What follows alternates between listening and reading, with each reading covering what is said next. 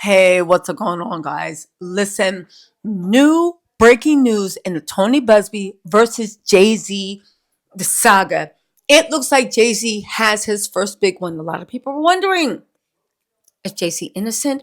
What's going on? I said from the beginning, this could go either way. Maybe Jay-Z just got a big win in what looks like a hit piece commissioned by NBC News, going in on the victim and calling her out for obvious inconsistencies. Baby, Tony Busby, you got 48 hours to respond. Let me just say this, and I'm looking at Tony Busby a little weird. Why would you let your victim, your client, go speak to NBC News? For what? NBC News, NBC Universal, Disney, Comcast, that whole clique. The NFL came out and supported Jay-Z. He is a billion-dollar industry and people are going to protect their assets. That said, he got 48 hours to explain these inconsistencies. Again, keep in mind this is NBC News.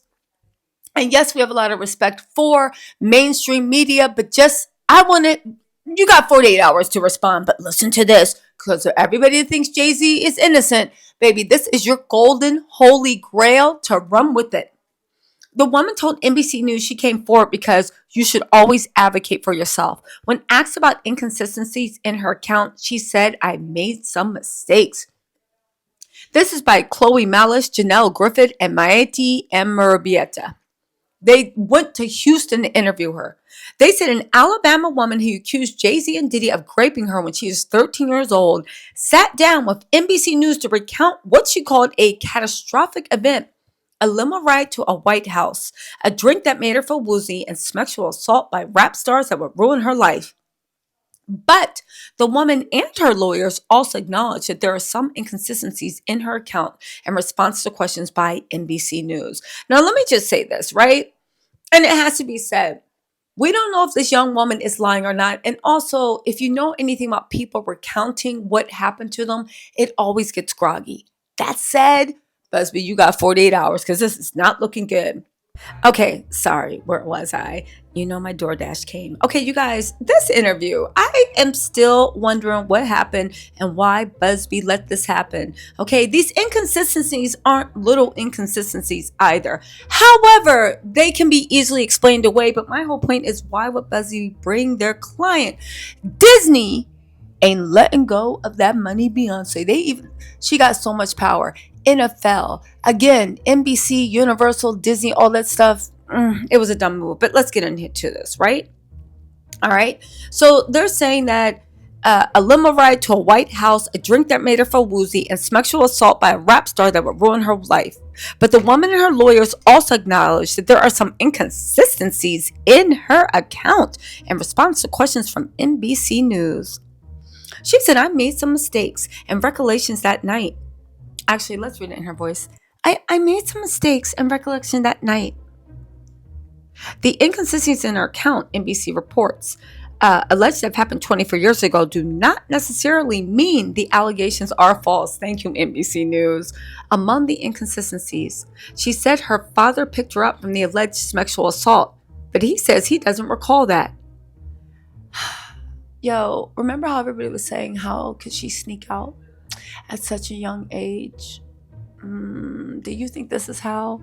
Because I know what y'all saying. Well, if she lying, but I don't know. For your father to be like, I don't remember that. But anyway, right? The woman also claims she spoke to a celebrity at the after party where she said she was sexually assaulted. But that celebrity said he was not in New York at the time. And the images from the show, from the evening show, Jay-Z, whose real name is Sean Carter, and Sean Diddy Combs at different locations of one another than the one the woman described, although their whereabouts for the entire evening are unclear. Now, let me just say this, right? Because we got to get into it. The father stuff is like very, very concerning. Because like, did he pick you up or not? And is there a record of this? Her mistaking a celebrity, so she thought that she was talking to Benji Madden, and he said he wasn't there, and they had proof they weren't at the VMAs. So clearly, I don't know, she thought she was talking to some white boy with tattoos and piercings and a sideways cap. Jay-Z and Sean Carter being at different locations than the one she described, that's actually the weakest. That's not an inconsistency because you don't know where they were for the whole night. And JT keeps saying that he was at Lotus or whatever. That is at the Midtown. That is literally 15 minutes away from Jersey. Like, you can't be serious. And everybody that lives in New York knows that. Anyway, right? This is what Jay-Z said. And now what his proclamations sound like he might be on something. He said this incident didn't happen. And yet he filed it in court and doubled down in the press. He's talking about Tony Buzzbee. True justice is coming. We fight from victory, not for victory. What? This was over before it began. This is 1-800-LAWYER doesn't realize it yet, but soon. Okay, what is Jay-Z doing? Is he on his gladiator stuff? What does that even mean? We fight from victory, not for victory? To fight from victory, you could be either right or wrong. It just means you're more powerful. To fight for victory means you are moving toward victory. You want victory. You're fighting for victory. Does Jay-Z realize his quote doesn't mean what it means? First of all, he thinks he's in the movie 300. We fight from victory. I mean, I get what he was doing and he's filling up something. I believe he wrote this and I believe he thinks he dropped bars, but fighting from victory just means you got the power. Fighting for victory could mean that you're fighting against the power or whatever. Anyway, right? Tony Buzzbee says he's continuing to vet her claims. How are you interviewing with NBC and you're still vetting claims? And why would you include Jay-Z in a lawsuit if you don't have proof? But let's continue. I'm reading this real time. Jane Doe's case was referred from our firm by another who vetted it prior to sending it to us. Our client remains fiercely adamant that what she stated is true and the best of her memory. Will continue to vet her claims and collect corroborating data to the extent it exists. Because we have interrogated her immensely, she even agreed to submit to a polygraph. I've never had a client suggest that before. In any event, we always do our best to vet each and every claim made, just as we did with this case. This has been extremely distressing for her to the point she's experienced seizures and had to seek medical treatment due to stress. Again, the allegations against Jay-Z suggest a seismic shift potentially linking the rap legend to the alleged behavior laid out in civil and criminal cases against Diddy, who, as you know, is sitting there in MDC. Again, he's decided to drop his bid for bail. We'll talk about that in a different video. Jay-Z's attorney, Alex Spiro, well, baby, he is going in on Buzzbee and he is doing the happy dance. Literally, all he's saying is, I told you so. All right, Buzzbee, like I said, you got 48 hours to respond. He said, it is stunning that a lawyer would not only file such a serious complaint without proper vetting, but would make things worse by further peddling this false story in the press. We're asking the court to dismiss this frivolous case today and will take up the matter of additional discipline of Buzzbee and all the lawyers that file the complaint. Okay, so this is actually what we're looking for.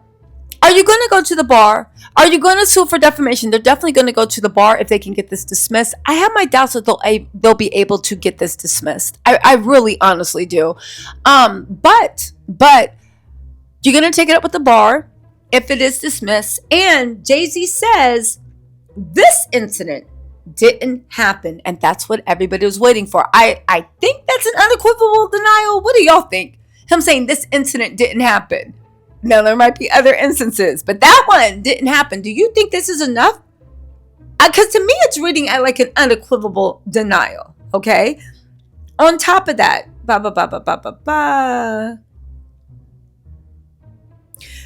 Diddy's attorneys weighed in and called this suit a shameful money grab. They said Buzzbee's filed more than 20 lawsuits against Diddy looking for money.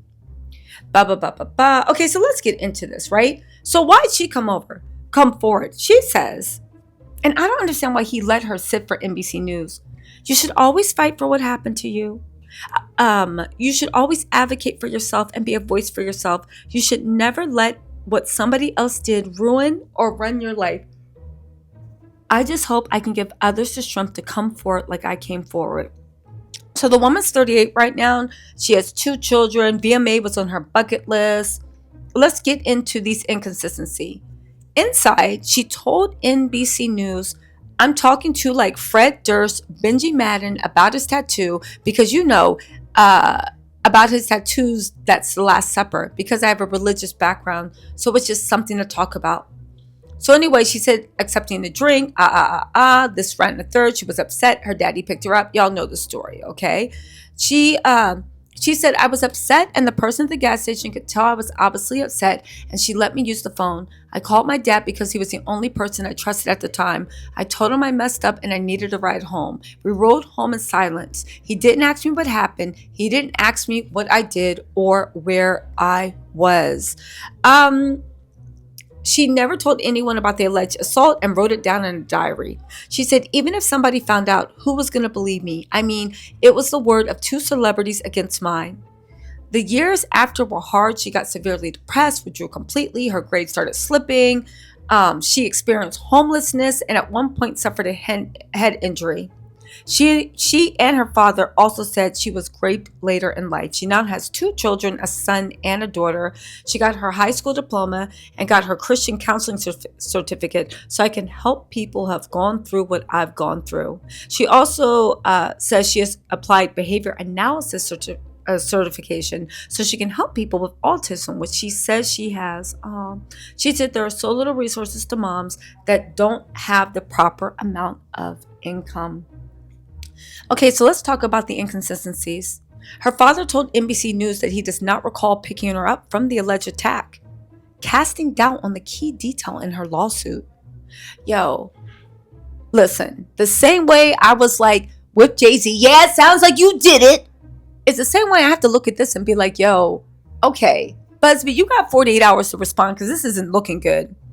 The father told NBC News he doesn't remember picking her up. And this is a key detail of her lawsuit. What's her relation like with her father? I really want to know, because this is just weird. According to their address at the time, her father would have had to drive more than 5 hours from their home to pick her up. He said, I feel like I remember that, and I don't. I have a lot going on, but I mean, that's something that would definitely stick in my mind. The woman's father, who said he had learned of the alleged assault last week, added that he did remember once picking her up in the middle of the night, but said it was a local drive.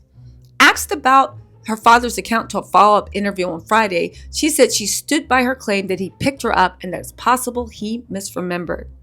She said, there are a lot of things and this stuff that we argue about constantly. Something he said or did back in New York around the time period he just doesn't remember. It actually causes a lot of fights sometimes in the household. Okay, so they still live together. Regarding her father's recollections, Tony Buzzbee said, we agree, he states he doesn't remember.